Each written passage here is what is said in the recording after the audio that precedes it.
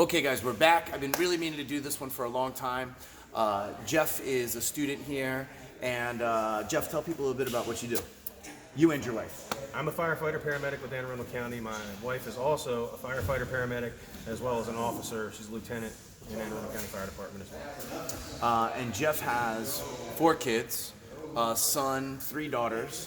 2 sons, one's just older. Oh, that's right. But so 4 5 altogether. But 4 that live at home, Right. And that come here and train. So Jeff, his 4 kids, his wife, and himself, they're all students here. Obviously, your guys' schedule, we were talking a little bit before, is like crazy because they don't just do jiu-jitsu. They have instruments, they have other sports, they have schoolwork. You guys have demanding schedules, but you guys make the time to train. Why is that? So that they get a little bit of a taste for the discipline, and for my wife, because of our line of work, if she's ever in a confrontational sort of position, I want her to have a realistic expectation of what a physical confrontation feels like. Not like movie stuff where they karate chop each other and people fall down, but when there's a guy my size that's actually being aggressive, what it feels like and how to make space, how to control and get away, and not think you're just going to go toe-to-toe and beat people up, because that's just not real life. Well, and especially like in your line of work, like, you really can't do that. That's correct. You don't want to do that. You don't want to beat people up in the public. But it's a very real threat in your line of work because you are first responders. Many times you're there before the police show up. So have you ever had to use something you've been taught here, like in the field when you're trying to either treat somebody or somebody calls? I had several years ago. I had a call with somebody that was under the influence of I don't know what exactly in Maryland City, and we came to do an assessment on him. And the police officer who was there had to leave. Asked if it was okay. He said, he's not being charged with anything. Just make sure he's physically okay, and then he can leave. As soon as the officer left, we started talking to him. He punched my partner in the face. I hip tossed him, got back position on him, put him in a rear naked choke position, and held him until we were, able to get police back on location to take care of him without actually having to physically harm him, throw punches, elbows, headbutt him or anything that would cause physical damage that I would have to explain in court. And it's, part of the paramedic thing is first do no harm, so I can't go on scene and just start beating people because they're under the influence of something. That's just not how it works.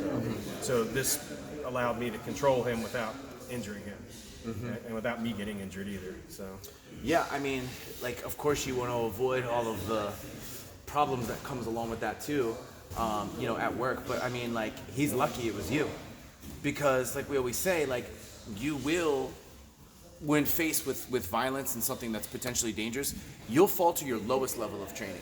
Well, Jeff's lowest level of training is he's a blue belt.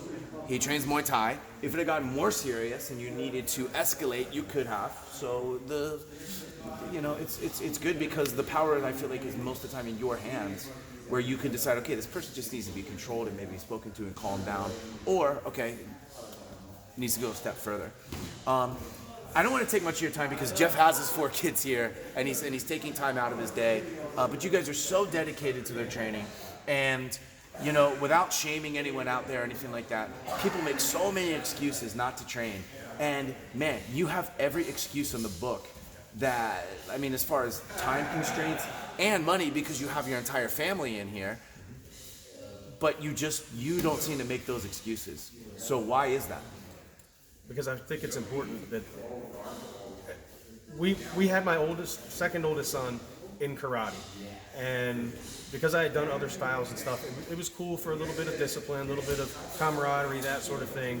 When we got to the component where they started teaching him self-defense, it was a guy my size is grabbing an 8-year-old, and he just stomps their foot and casually slaps their hand away and moves on to his next move. And I told my wife, I said, they've got to learn something to defend themselves, because that's just not realistic. All he's going to do is make someone really angry and get himself hurt. I was like, I want them to have a realistic sense of self-defense, to develop that confidence, and also understand when they're in a position where they aren't going to be able to speak to the other person, maybe it's best that they just run and evade the situation. And they were kind of being taught that they could do these death punches and stuff, and that they were going to win the fight. I went through it too as a kid. And I just felt like this was a much better fit for both our family and our line of work. Yeah, for sure. Last thing I want to end with, you can see that we've done these other interviews, and I'm going to continue more interviews with more first responders, paramedics like yourself. But for everyone out there watching that is a first responder, like, we want to work with you so bad because you might run up on the scene when it's a student of mine or my mom, and I want them to be prepared. I want to help with the situation. And you guys see the cost of violence. As a paramedic especially, you're showing up and seeing what happens when people are unprepared. You mind talking about that a little bit? We respond to assaults and things like that all the time, both armed and unarmed assaults, and a lot of times people just don't have a realistic sense of what they can and can't do. People watch movies, people lift a little bit of weights, and they feel like they're going to be able to defend themselves in any situation, and then real life hits, and somebody's beating on them or stabbing them or being aggressive with them, and they've gone out in fantasy land into real world, and it's a complete culture shock when they see their own blood, when they realize something's going on, and they panic and they have no idea what to do. If they're at least in this environment, they're not going to get beat on and pulverized or whatever, but they're going to be at least in a physical confrontation back and forth where they can always submit and end it at any time, but they still get the realistic feel. Stress inoculate. Here's how I can perform in these situations, so that when it really happens, they're used to it, and it's controlled, and they can calmly think and figure out what am I going to do to get myself out of this. Yep. So heck yeah. Man, yeah, I've been really I wanted to get Yulia here too, but I know you guys are really busy. But again, guys, this is a couple that they clearly they see the value in it. You know what I mean? And because of that, we'll always do our best for these students. It's an honor to me that you trust me to teach your girls and your son, because you're putting a lot of responsibility in our hands. And it's been my goal from day one of now Rising Tide Academy that not teaching the BS that we kind of grew up with. Let's I can't promise that it'll be easy, but I can promise that you'll get good really fast and you'll be effective. And just if you're a professional like Jeff in his line of work, a little bit of training is going to go a long way.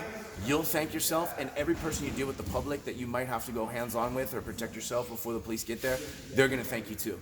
And I've got a 3-year-old grandson that we got a year or two, and he'll be here too. Dang. So, third generation, dude. There'll be 7 of us. So. Heck yeah. Dude, thank you so much, bro. Thanks See you on the mat. See you guys next time.